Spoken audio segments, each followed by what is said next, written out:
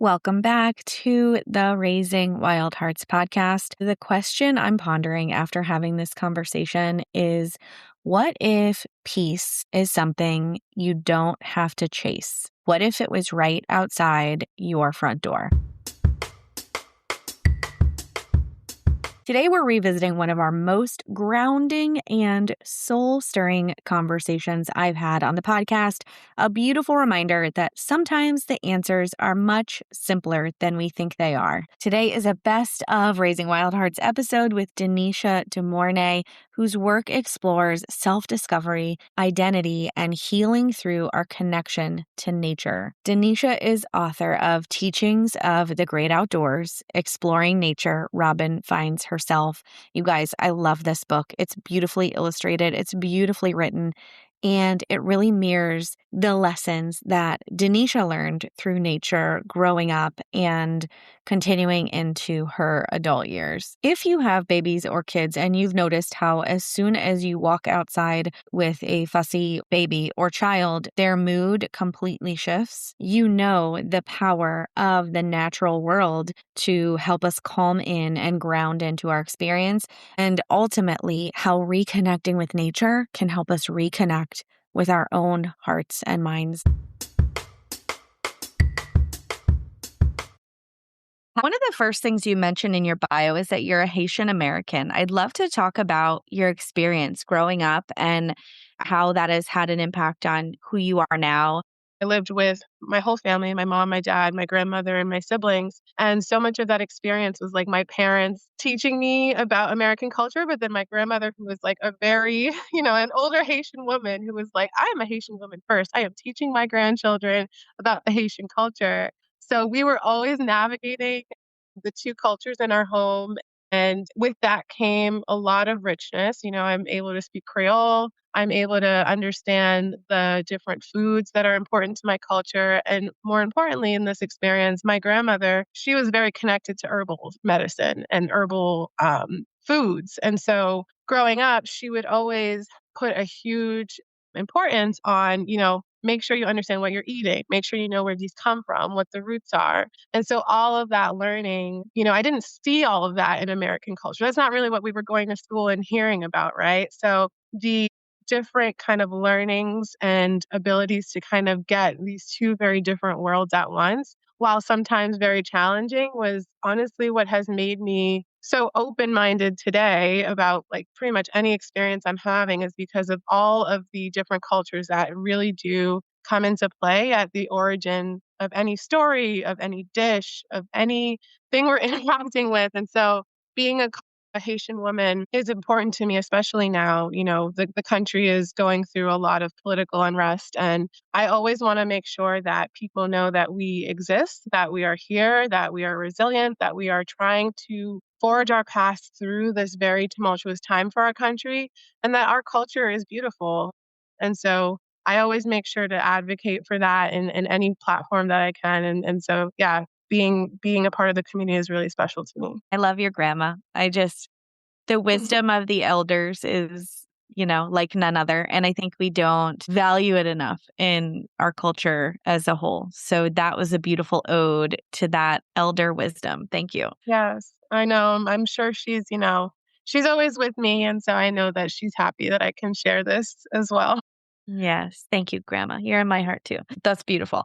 Why the emphasis on nature for you? Where did it come from? Did you always value nature? I grew up in Massachusetts and we lived adjacent to some farmland. And so I was really lucky because the people who lived on the farm, one of the children in the household was also in my grade and at my school. So we became very, very close. And we would always go outside and I would always be able to go on his farm. And there was like these like lush, really nice like land surrounding, even some marshland around the area.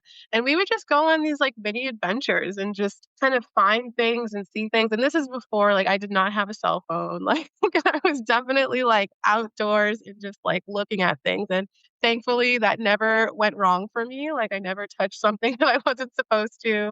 But I just, was curious and had a partner in curiosity. Now, again, I mentioned I grew up in a Haitian household. While Haiti is a very lush and beautiful, like forest-filled land, and unfortunately has experienced some deforestation, but is naturally a very, lush land. My parents were like, "You can totally go outside and do that, but we're gonna like leave that stuff outside. Like nothing comes home with you. Like you kind of just, we're happy to let you explore, but like just don't bring it in the house, essentially." Leave the And so sticks and rocks outside, right? exactly. Like, So that's a lot of what I did with my friend. We would love like, we had like these kiddie pools in my backyard and like they would fill up with like tadpoles and like we would like watch the tadpoles grow. We would pick up like sticks and just bits and bobs and rocks and like it was just so fun then. And I think it's so funny because I try to get my current like nephews and nieces to like be interested in this type of thing and they're like, "Okay, this is like definitely an interesting activity, but we're gonna lean into it because, it's I'm the aunt, so they're gonna like try and appease me at some points and sometimes they won't. But yeah, like I just was really lucky to have, that adjacent farmland and be in an area where it was so accessible for me to just go outside and play and be curious. So that happened a lot in my childhood. And I had a pretty pivotal experience in my mid-teens where I went on a trip to Guatemala and I went with a group. It was an excursion group for a high school summer trip. And that was the first time I had really gone on a real intensive hike. And we hiked a volcano in Guatemala. And it was, at the beginning of the journey, I was really excited, but very quickly understood how hard hiking was. And this again was like my first experience really going on a hike without my family, with new people, and really experiencing like, what does this do for me? Like, what is the feelings I get from kind of being able to go up a mountain and having this journey through, just so many stages of like vegetation and just the people that were there. It was all just so new to me. And when I got to the top, I just remember feeling like, wow, like I want to feel like this way more than I like can ever, like do in my day-to-day life. And so that was like the beginning of my love for hiking. After that trip, I had like made it a point to do any other like excursion trips that allowed me to be outside, that allowed me to visit, hills and mountains, which led me into my early 20s. And I had started organizing hikes with friends. And then I found an organization in Boston that actually organized hikes for people in the greater Boston area. So I started facilitating hikes. So it really did kind of weave throughout my pretty much entire life of just like being really connected and finding space and being creative with what I could find in nature and what that really brought to me. And so, yeah, I've carried that for a long time, and I'm really glad that that's something that's stuck with me. yeah. So you get to the top of this volcano in Guatemala. You're a high school teenager. You're a kid, basically, right? Do you remember like what that inkling of a feeling was? Was it like wonder? Was it joy? Was it awe? Was it bliss? Like, do you remember what the tangible feeling was for you? I'm not gonna even lie. At first, I was like, I'm glad that I made it uphill because holy crap, that was really hard. First, Relief. It was just relief. Yeah. just trying to catch my breath. And then when I finally, like, when it set in, I was like, okay, I made it. Like, we can, like, now regulate the rest of the emotions around this experience. I think I just was, one, so proud. Like, obviously, I'm just like, this is the first time I've ever done anything like this. I'm not with anyone I've really known. And it's an adventure that, like, not many people have access to. So I was just really proud of myself for taking a chance and, like, doing this really new thing. And then I think secondly, I was just feeling like such a calm. At that point in time in Guatemala, I think it was just about rainy season. So it was a bit cloudy, but there was something so comforting about the clouds. Like it was like I was up atop everything and I couldn't really see a ton out ahead of me, but I still felt really safe and grounded. And like that in itself is an experience in nature that I think is so beautiful. And every time I go on hikes now, like I think we think of like the climax and the apex of a hike and we're like, sunny skies, like mountain range everywhere around us. But sometimes you won't get that. And there's still something beautiful and moving to be felt about being kind of at this top of the top of your world at that very moment and really just taking in the world around you and knowing that like the ground supported you to make your way up this mountain and that you were able to support yourself up this mountain. So yeah, I think I just felt a ton of like gratitude and just like recognition of like how proud I was And yeah, I think all in all, like nature just really for me just brings up so many emotions of just happiness and truly like, like that like bit of endorphin rush and like you're just feeling like, wow, like I just did this and I did it in a supported structure that has always been here for us. That we don't always get to acknowledge that has been here for us. And so that was the first time I think I really acknowledged that nature was supporting me. That's beautiful. There's something so sacred about a cloudy day because, like, the sun is still out. Like, the sun's still there, it's still Yes. shining. I actually recently posted an affirmation about this of like, even when I can't see the sun, it's still there. Like the sun is still shining, there is still light. And that to me just feels so securing and just, again, makes me feel very grounded and like knowing that everything is around me at all times. Yeah, me too. I love that. So you say that you explore happiness and humanity through the lens of nature. How did you come to this like conclusion that you're exploring these two really big concepts through this other thing that's all around us that we're part of? Like where did that come from? Yeah.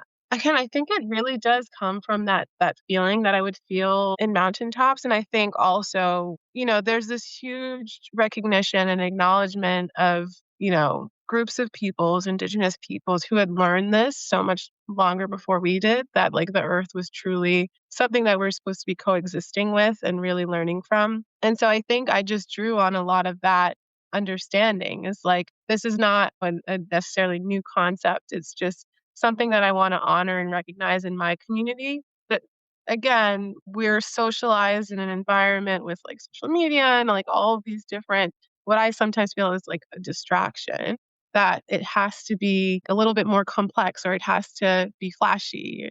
But actually, I think we need a calling to do the complete opposite and make it much more simple, and I think that's a part of, again, the unlearning and the bridging of gaps that I'm hoping to do, which is, like, remind people that if you find a patch of grass, like, you can ground and you can feel good. Like, it can happen very fast for you and you'll be so surprised, but it's just showing images of people like me that I'm hoping will help generate that understanding. It's so calming when you just say, yeah, all you need is a patch of grass to go ground. And we as a culture, as a society, are pushed towards the hustle and the bustle and the shiny and the new, consumerism, all these things that we think will make us happy, fulfilled, calm. In reality, it's just slowing down enough to be able to be present. And I think so much of what we can learn, so many lessons in life are can be bounced off of nature. So when I look at my kids playing outside and they find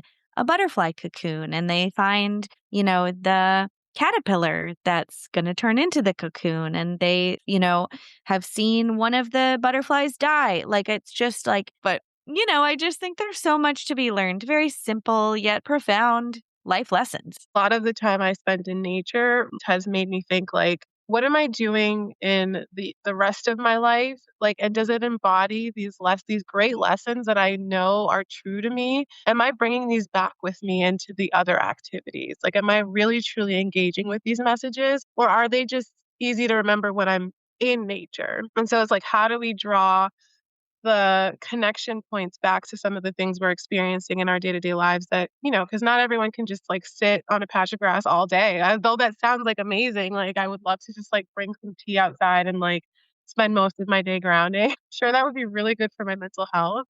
But it's unfortunate that like, some of us don't have even more than 20 minutes. So I'm always grateful for whatever I can find. But I do really try to make sure that I'm drawing a parallel to how I react in my personal relationships, my working relationships, basically every aspect of my life, I want to make sure is acknowledging and recognizing these pieces that I'm learning because otherwise it's just only helpful for those moments, but I want it to be helpful for every moment. And I want to be able to just kind of train my brain to go to those moments when I need it the most. As parents and people who are interested in personal development, we have these stacks of books everywhere, but actually integrating, so practicing the things that we learn in the books is the key. It's not just more information and knowledge.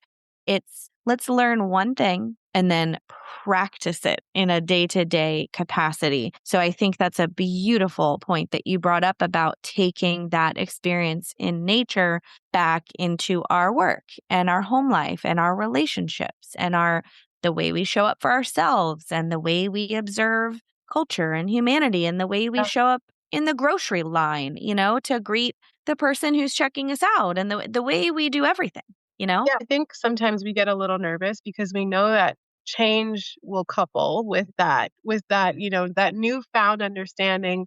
We're going to confront some types of change. And I think for me, what's resonated the most is like helping my family see me in this light has probably been one of like the bigger of challenges because they're just not really into nature like I am. So I'm always like, let's like go for a walk. And they're just okay, Danisha, like maybe another time or like, putting it off. But it's like now that they see, me embodying this, like I think it is giving them this like, you know, renewed understanding of like what's important to me. And that's helpful because they can know how to, be a part of my life in a way that like I would love them to interact and vice versa. Like I want to interact in their lives with this new understanding that I'm really grasping from the world around me. And so, yeah, I think the point is that everything happens in community. And I always say, like, my me time is my you time. And I say that because everything that I'm doing for myself is truly a reflection of how I want my community to feel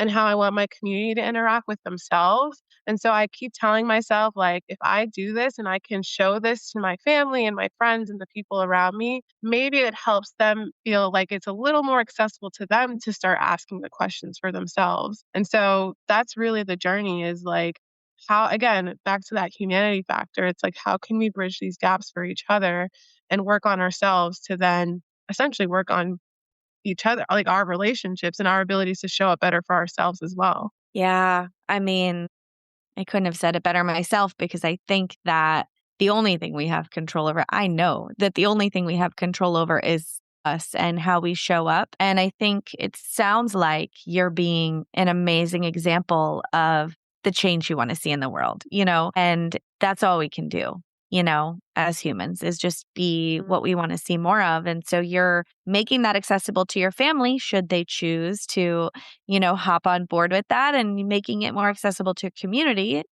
if they choose to hop on board.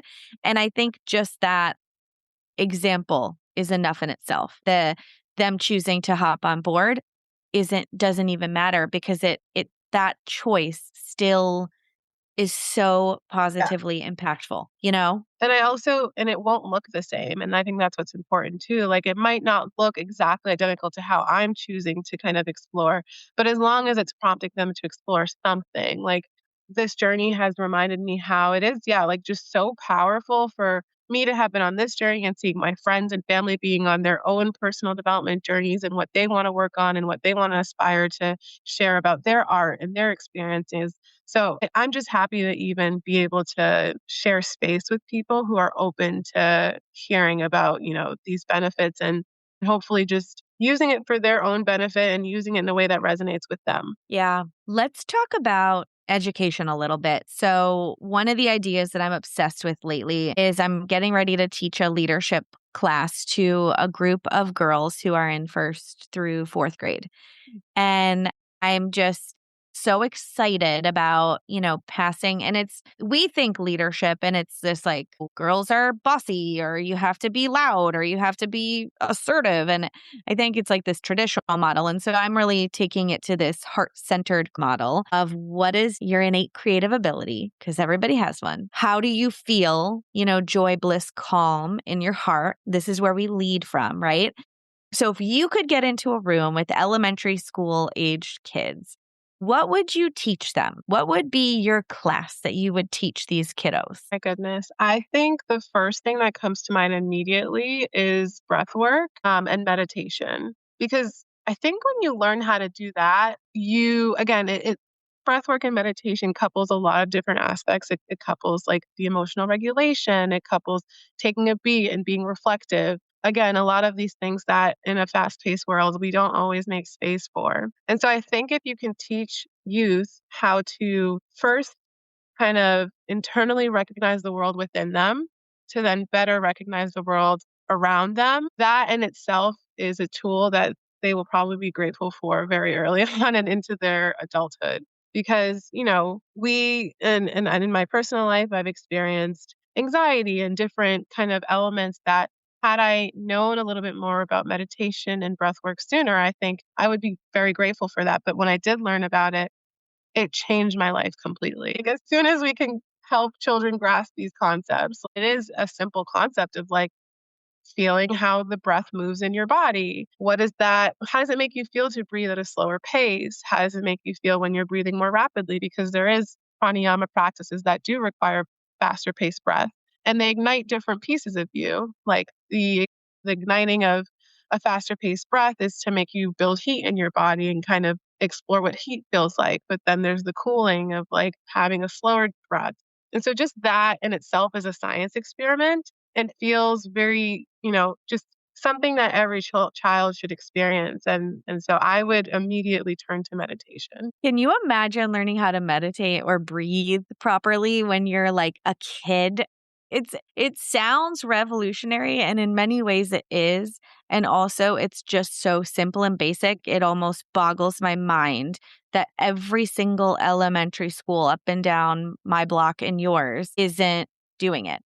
That's a vision in my lifetime that I hope will change. I really do. Health and wellness in school systems, and especially in our public education system, is so underacknowledged and could benefit from, just a more worldly perspective, in my opinion.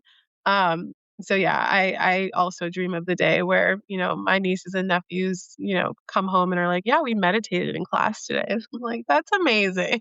What do you hope people are going to walk away with when they read your book? Your character and your journey of self-development and identity is the most long-lasting event of your life. Like, this is something that will continue to evolve and be a part of you forever. And the earlier you can acknowledge that who you are truly does impact what you can, how you journey through any of these obstacles or any of these new milestones that you experience. Like, I just want people to feel that that is the most integral part of their journey. And I just hope that we acknowledge that that's so much more important than anything, so that we can kind of show up better for ourselves, show up better for communities, and be curious and just be open to adventuring and be open to picking up a new, hobby of like looking at the world around us and being curious about the different shapes of leaves and how that shape of leaf makes you feel. Do you like it? Is it pretty to you? What about it is pretty to you?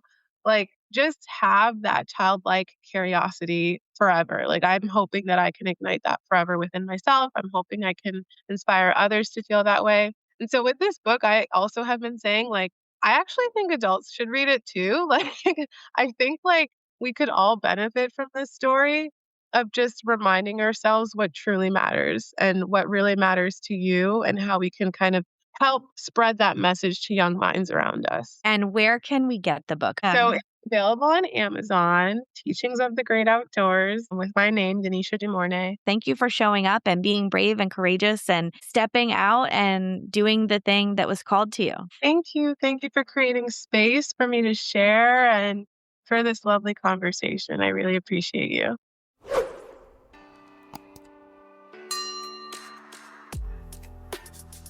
Thanks so much for hanging out today. I loved this conversation so much. If you couldn't already tell, around here we're skipping the small talk and going straight into the heart of the matter. I can't wait to talk to you in the next episode. Until then, follow along on YouTube or your favorite podcast player. And if this conversation sparked something in your heart, share it with a friend right now. Sharing the love is how we get the message out to more people, and as you know, the ripple effect is real. I will talk to you in the next episode, but until then, go love someone well.